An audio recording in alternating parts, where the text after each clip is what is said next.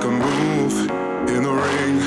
You can hit me with a word you fling. Hey, welcome back, everyone. This is Nick Atkin. It's the South China Morning Post. This is post-fight. Got a fun guest today. He's always great to chat to. It's Garry Tonon, the number 5 ranked featherweight in 1 championship. Garry, how's everything going, man?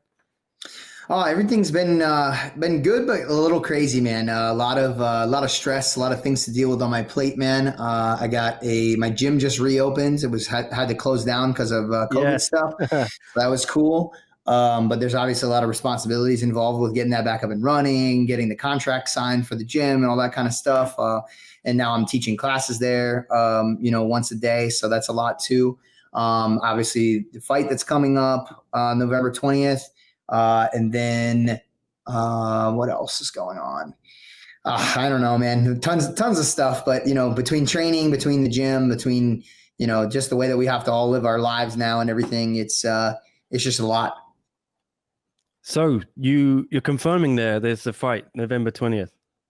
Yes. I don't know if I'm supposed to, if I'm not, but I'm guessing since they scheduled media for me, I'm allowed to say something. So, I don't know. Well, yeah, this is why I wanted to get you on because, I had you on the show, I think in June, July. You were, I wouldn't say despairing, but the tone was a bit, you had no idea when you're going to fight next. Yeah. And then you said you predicted it might be, around before the end of the year. Now here we are. You put out a couple of cryptic messages on your Instagram and your Twitter saying my opponent is 12-0. Is this still the same opponent? What's happened? Has there been a change or anything? So there was a change because what was I going to say? I'm trying to pull it up now. Yeah, here we go.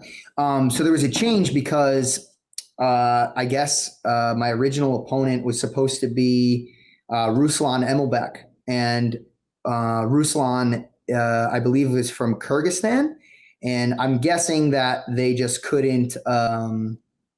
They couldn't find a way to get him out of the country. I'm guessing that the COVID restrictions there were in such a way where he couldn't travel to Singapore. That's what was expressed to me. I don't know. You never know whether or not you're hearing the full story or if it's just what people say because the fight got canceled or whatever the case may be. But that's the deal, and it's affecting a lot of people. And if that's the case, I feel bad for him. I'm sure he wants to fight. We were actually signed to fight before COVID. Me and Ruslan. I don't know if I ever ended up actually announcing the fight, but I'm pretty sure we had a contract signed and everything. So it's not like he's like ducking me or anything. I don't know why he would duck me now when he didn't before. So I feel bad for him. I wish him well, and I was actually really looking forward to that fight because, like I said, he was 12-0, and just a super tough fighter, really tough to take down. Like anybody that ever tried to take him down, in all this footage that I studied, like I maybe only found one guy that took him down, and it was like kind of off of a scramble sort of situation. So he's a really tough opponent, but the next guy coming up is tough too. So it is what it is. We just move on, So you cannot confirm a name for us, I imagine. I mean, I may as well. I don't know what they're doing. I mean, they scheduled media for me, so in my eyes, like, why not? Why not do it? So, So the current opponent, I should do my best to not butcher this, is Kiyomi Matsushima. So Kiyomi fought Martin in Manila last August for the title. So he's number 2 in the division, right? I guess so. Yeah. I mean, he's definitely a contender for sure. I don't know exactly what they have in their rankings, but as far as I'm concerned, I mean, he's definitely one of the tougher guys up there. He gave Martin quite a run for his money. First two, I think third round, Martin beat him.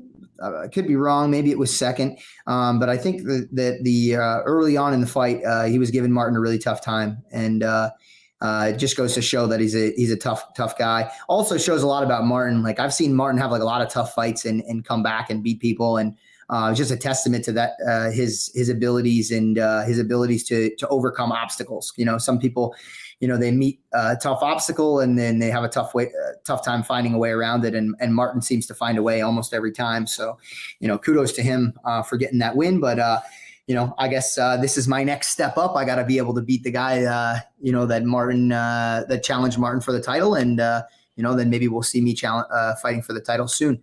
But having said that, Martin, I believe, is fighting to defend the title the 30th. So who knows? Martin may not be in the same spot that he is. He's fighting a tough guy, Thanh Le, who I know is a really difficult striker. And I think I think I've seen him training with like Ryan Hall and stuff. So I'm pretty sure that, that's going to be a tough fight for Martin. It seems like quite a matchup.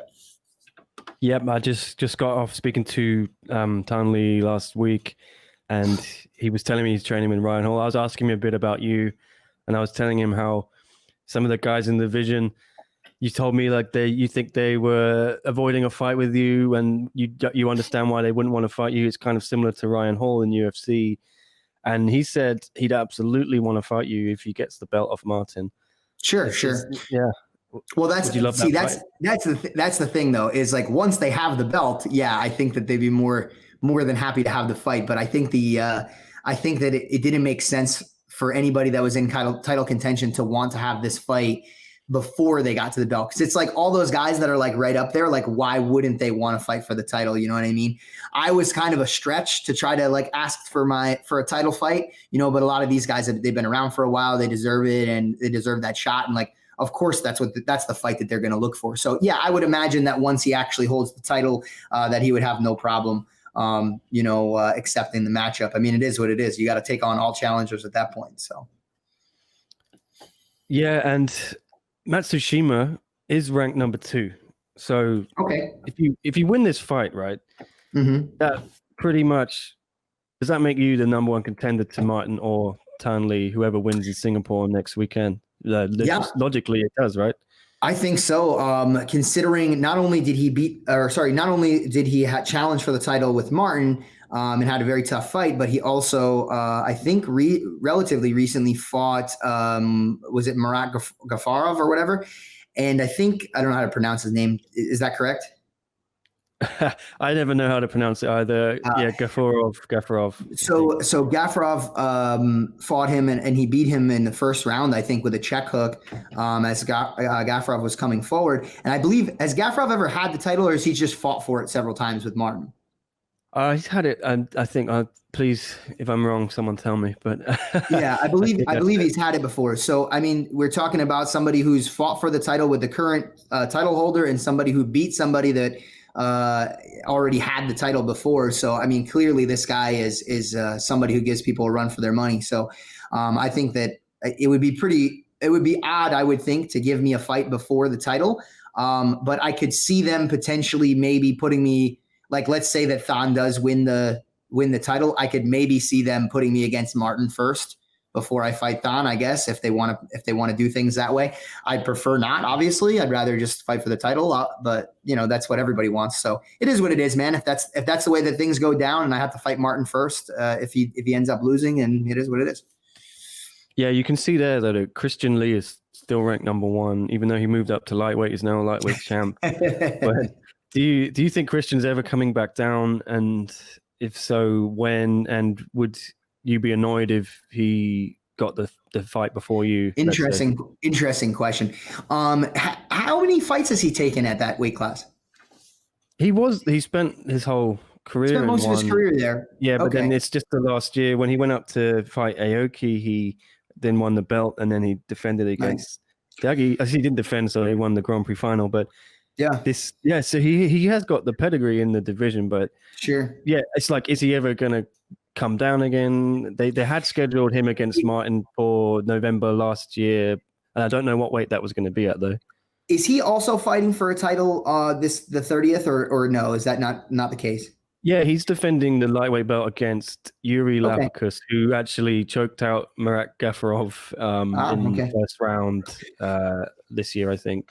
So so I guess we got to see where that goes. But I mean, I will say that, I mean, if he defends his title, and he currently has the 70-pound title, like I wouldn't look at it as like a slight on my part if they decided to give him the title fight first. I mean, he's won he's won the title above my weight class. So, I mean, far be it for me to say that he doesn't deserve it, but it would just be another obstacle in my way of getting to the title. And, it is what it is. I got a long career ahead of me. So if I got to knock down, 2 names before I fight for the title, 1 name, whatever it is, it's just part of the job. So is this show going to be in Singapore? Do you know? Because I know they might be putting on a few shows before the one that's live next Friday, and then they're going to put those out in the weeks after. But presumably you're still in the US, right? So you haven't flown over. Yeah. What do you know anything about that situation? Yeah. So I spoke to somebody who fought. I forget his full name.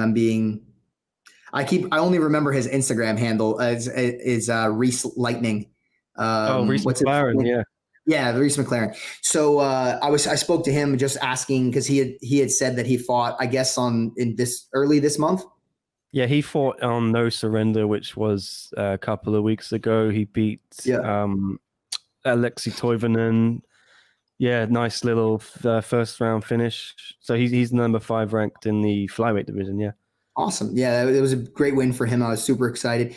But yeah, I wanted to, when I had heard that he had fought, me and him spent some time together when was it? We did like this retreat thing for one championship. And I think he was in the same group as me or something like that. So we spent a little bit of time together and, became friends. So what was I going to say? I figured I'd give him a call and ask him how everything went. And, he filled me in on kind of like what protocols are kind of like, just gave me a rough idea. I mean, obviously things probably change over time with the COVID restrictions and stuff. But so Singapore, I believe, is where it's going to be held, so far as I know.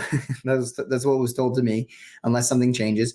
What he told me is that, like, basically for the first 48 hours, there's it's like a full quarantine. Like, basically you and your corner are split up, like, in separate rooms, and you can't contact each other, or not contact each other. You know what I mean? You can't come into contact with each other. So, and you're waiting on your test result, I guess. I'm guessing they test you as soon as you get there. Then after that, I think you schedule, like, as far as your training is concerned, you schedule like times in the gym, because not more than one person could be in the gym at a time. And that's how you got to do your fight prep, I guess, is you just work out in the gym on some mats. And it's unfortunate circumstances, but hey, I'm happy that they found a way to make it work so that we could fight. I'm not going to complain about the circumstances because, again, I'm just happy to fight. I'm happy they found a way to make it work. And compromise, I believe, is the way that this should go, with everything, with COVID. And I like that idea. I get it, that that there's danger and that people are scared and all these different things. So it's nice to see that there's some sort of compromise so that, people can still make a living and do their thing, while at the same time people still find a way to feel safe and stuff. So it sounds like it's going to be a tough, stressful situation, where, it's not going to be the most ideal training environment leading up to a fight. I won't be able to bring multiple corners. I can only bring one guy. So I'm just going to have to bring my training partner. It'll be the first time I have a fight without John, or I don't know if Tom came with me to Japan. So it might be the second time I was without Tom the Blast, my original jiu-jitsu coach. So I'm just going to bring out my training partner, Yu-Ting. He's one of my sparring partners that I work with most of the time. And I'm just going to make do, man. Everybody's in the same situation. It's not like I have to do it and my opponent doesn't, so it is what it is. I unfortunately won't get to go around Singapore after the fight or anything like that, because I really love Singapore. It's a cool place. But, excited to fight again, man. That's the bottom line. Yeah. Is Robert Deagle going to be out there? Because I know he was meant to join up with Evolve as their new head trainer, right, for the jiu-jitsu, but I think he had that leg injury in the final of the tournament when he beat Sean O'Malley from UFC, or he was carrying that injury throughout the tournament. What's going on with him? Yeah, is he going to be around Singapore? Interesting question. I know that he's been trying to get out there. I know that he's been going back and forth on what he's going to do with his leg and if he wants to get certain. I talked to him about it a little bit. A bunch of other people from the team talked about it. I think it's like an ACL thing. And it's hard to say. Everybody has their individual feelings about what to do with that particular injury. Sometimes people recommend to get a surgery. Other times people try to, depending on whether or not it's a full tear, try to let it heal to a degree. Even when it is a full tear, I think there has been some studies done in the NFL that showed that there's a decent percentage of athletes that have full tears in their ACL and they never knew. Like they hurt their knee and they never got the MRI and they didn't find out. So it's hard to say, man. Pain for injuries like that and discomfort and how it affects your stability of your leg is different for everybody. So it's hard for me to say exactly what Deagle's going through and how long it's going to take him to recover, or what kind of recovery he's going to choose to go through, and how quickly he's going to get himself out there. I do know that this is something that really means a lot to him, and he really wanted to coach out in Singapore. I remember I was one of the people that was talking to Chatri about trying to get him out there, because I think he's very talented. He's a super tough dude and really knows a lot about the sport, really studies. He's one of those guys like a Danaher who just studies tape in and out all day long, and just a really good student of the game. So I think he'll make a great teacher out there. So hopefully he gets out there sooner rather than later. Unfortunately, I don't have a perfect update for exactly what's happening in his case. And yeah, I think you posted about O'Malley being on that, and you thought it was pretty cool of him to turn up and try this. Just talk us through that. How impressed were you to see him? Obviously, that's not his wheelhouse, is it? Yeah. I know there's been a lot of controversy about Sean O'Malley recently because of his last loss and the way that it happened, and like his comments afterwards. I personally believe, I'm not like a fan or not a fan. I mean, I guess I am a fan because I think like a lot of the stuff that he does in the sport is cool. So don't get me wrong. I mean, I am a fan of O'Malley, at least for the techniques that he does, but I don't know him personally or anything. So I don't have any stake in the matter, but, I think that he got a little caught up in trying to promote himself and say some controversial stuff. I think people took it a little bit the wrong way, but who knows? You never know. Like I said, I don't know the guy. But anyway, what I will say is his decision to go compete in a grappling event, that he doesn't have to do that. He can just train in the gym. He never needs to show up to a grappling event, especially like a local show where he probably, he wasn't paid anything, I'd imagine, to show up or anything like that.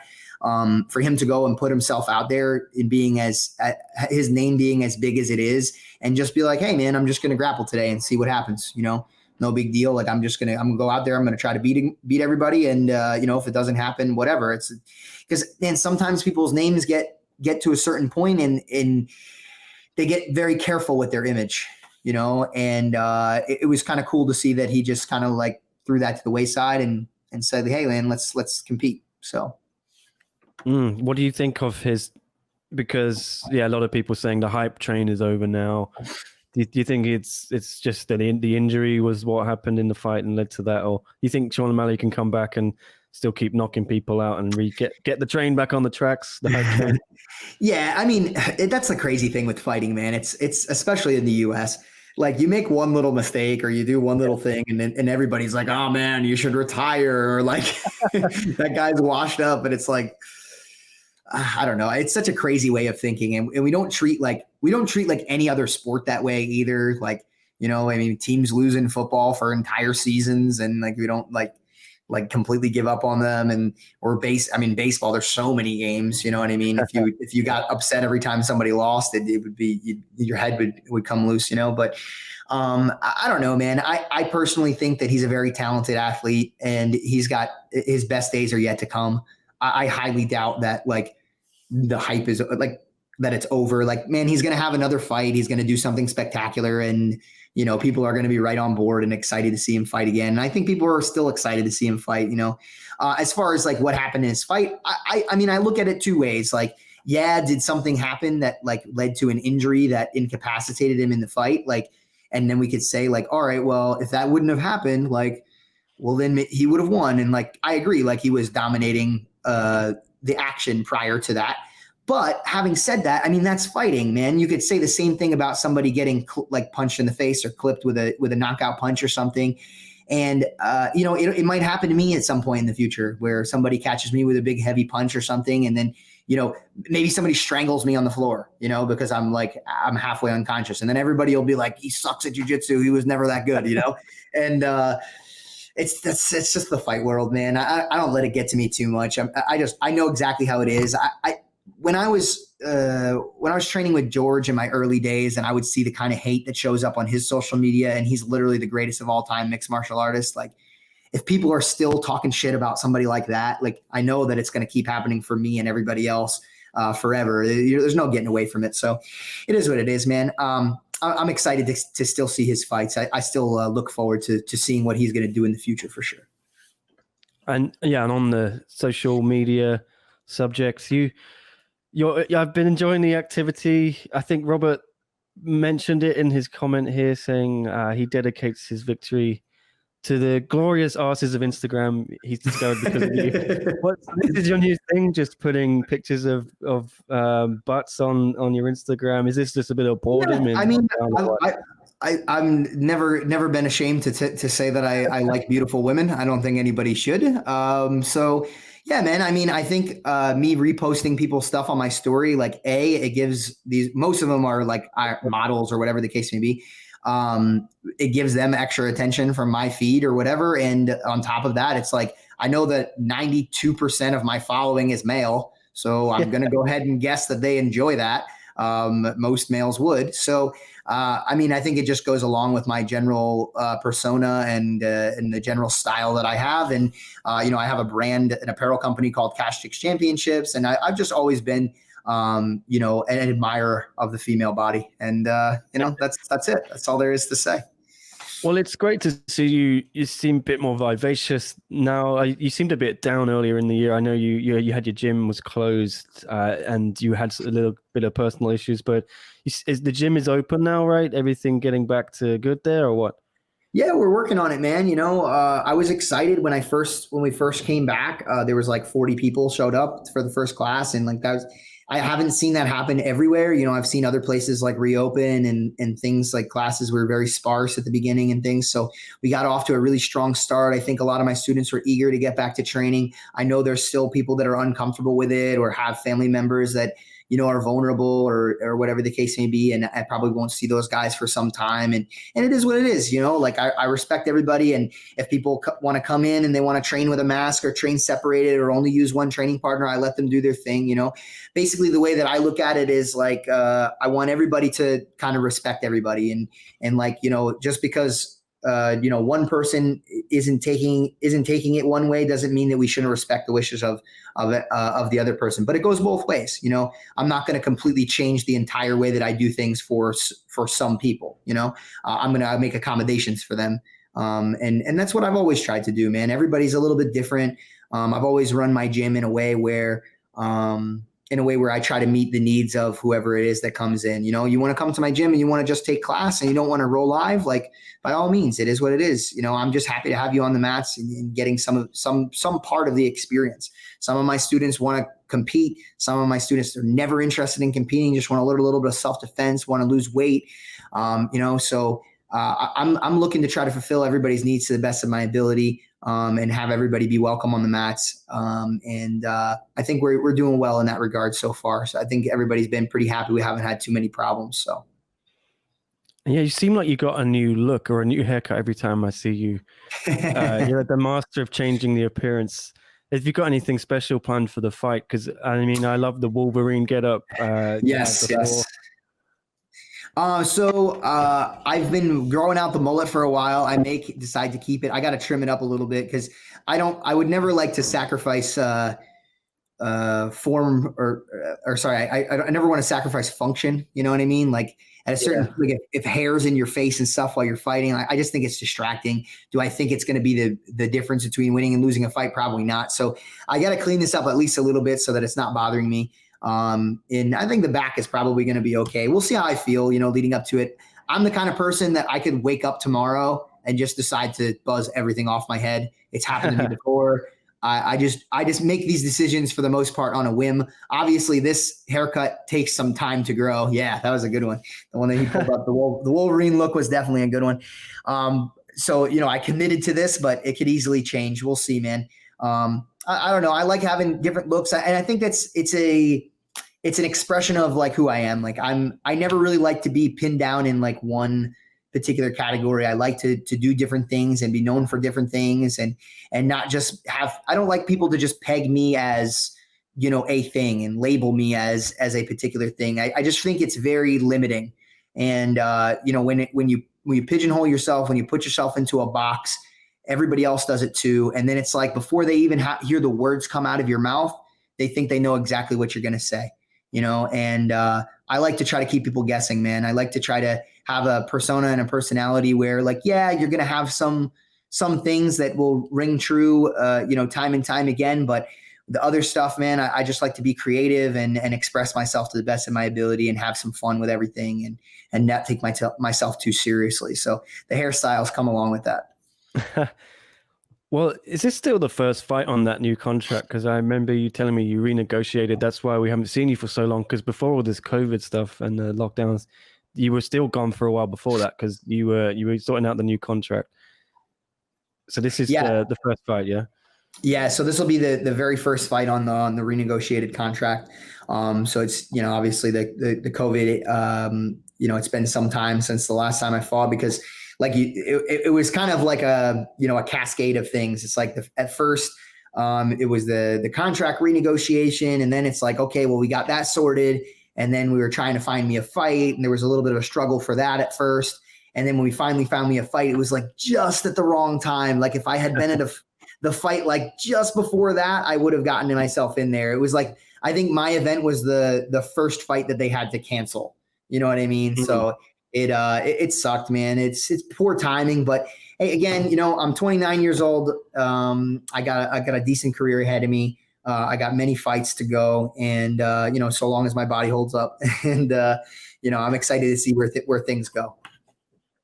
Yeah, it's been a crazy year for everyone, obviously, but I'm going to put you on the line. Who are you predicting then, Thanh Le or Martin Nguyen? I think maybe you alluded to you think Thanh Le's a good matchup for him, but yeah, you think he can do it? Man, I haven't, to be fair, I haven't done enough intense study of Thanh Le. I studied Martin more, but based off of the general gist of what I get, which is that he's a pretty tough striker, and I'm guessing that since he's been training at Ryan Hall's place, his jiu-jitsu is probably not that bad either.